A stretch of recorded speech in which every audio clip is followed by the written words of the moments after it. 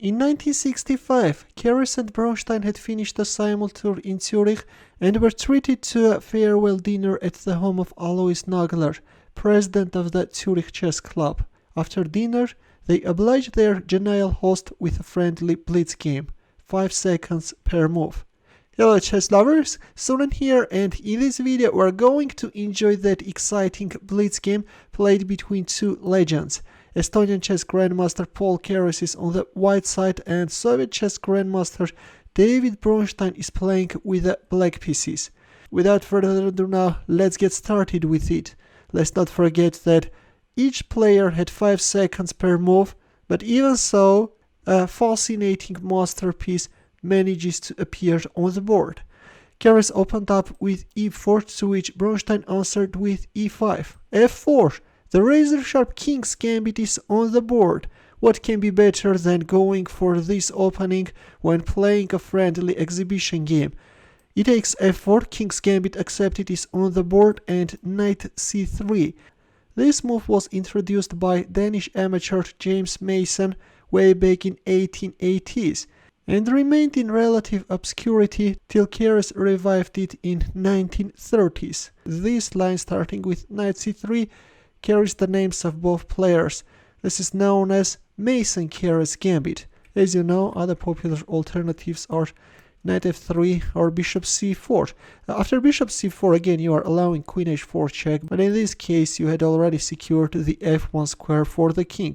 Instead, in the game we see knight c3, and after queen h4 check, you are forced to put your king on this somewhat awkward e2 square, blocking the bishop's diagonal, and also later white king is exposed to checks from g4 as well. By the way, if you remember, in 2017 we had already seen this Mason-Keres Gambit played by Garry Kasparov against Sergei Karyakin.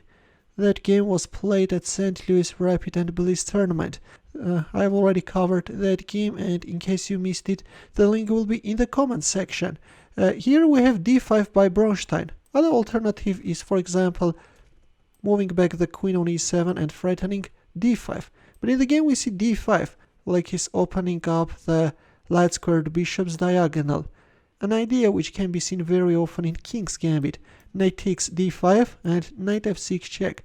This is a novelty. Before this, usually black was announcing a check from g4. If knight f3, then knight c6.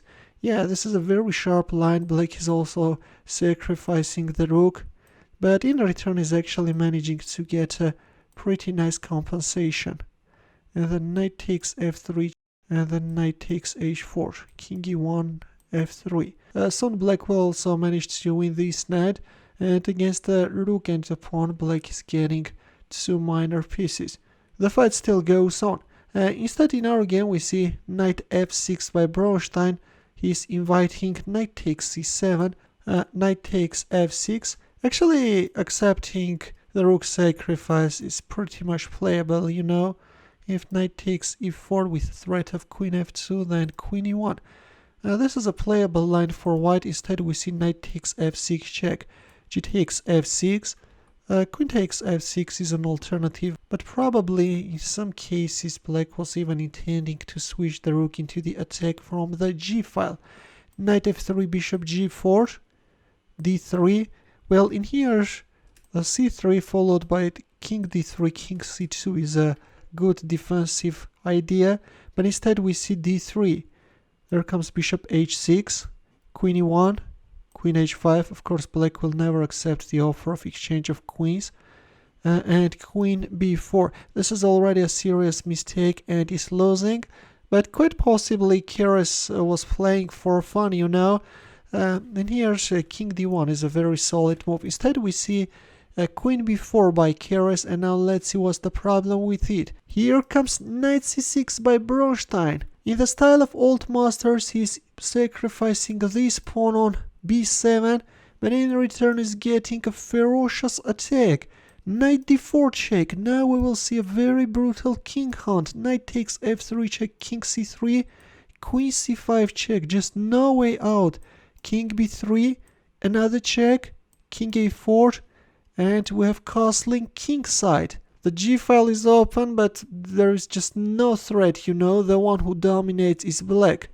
C3, Queen B6. A powerful move, and Bronstein is boldly offering the exchange of queens. He knows that this king cannot escape.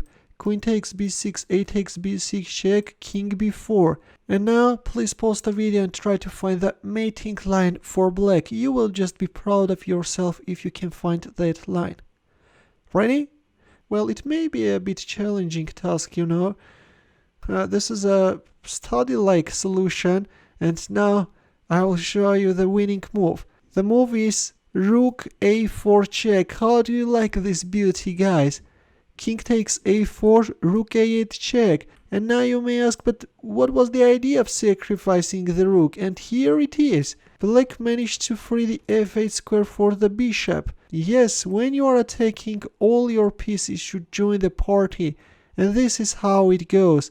By switching into the attack the last piece as well, black is managing to announce a checkmate. b5 check, and resignation followed. If king d5 or king d4, in both cases, rook d8 is mating. What a spectacular finish, right? So Bronstein also sacrificed this rook. Wanna take a look at it once again? The exchange of queens followed, which allowed black to announce a forced mate. There comes the rook, another check, bishop f8, b5. The last piece is also getting sacrificed, and we have a resignation. A very, very nice, friendly exhibition game, which I hope that you enjoyed greatly. In the end, a chess puzzle for you, where the task is to find that winning line for black. It's black to move, and as usual, we'll wait for your answer in the comment section. By the way, I would like to ask you greatly to solve the puzzle on your own. The puzzle is from Mikhail Tal's correspondence game, and strangely, Tal, who was playing with the black pieces, failed to find the winning line. We'll wait for your answer in the comment section. Feel free to check out my early uploads as well. We'll see you in my next video. Take care.